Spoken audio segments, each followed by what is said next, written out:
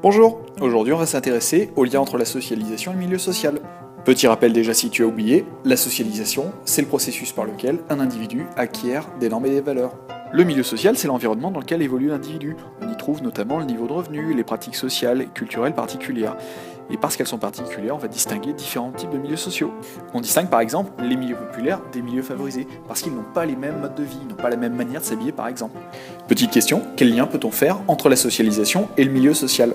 Eh bien le milieu social influence la socialisation. Selon qu'un individu évolue dans un milieu favorisé ou moins favorisé, il n'aura pas les mêmes normes et valeurs. En fait, ça reviendrait à dire « dis-moi qui tu es et je te dirai d'où tu viens ». Ainsi, comme disaient les sociologues, on a une socialisation différenciée selon le milieu social.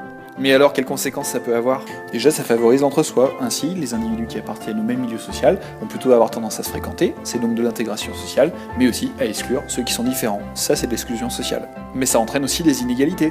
Par exemple à l'école, ceux qui viennent des milieux favorisés vont davantage réussir que ceux qui viennent des milieux populaires parce qu'ils maîtrisent les bons codes, ils possèdent les normes et valeurs qui sont valorisées par le système scolaire. Imagine-toi, en 2002, parmi les enfants entrés en 6e, les enfants d'enseignants avaient 8,9 fois plus de chances d'être bacheliers que les enfants d'ouvriers non qualifiés. Pire, en 2002, c'était 14 fois. Les inégalités sociales s'accroissent.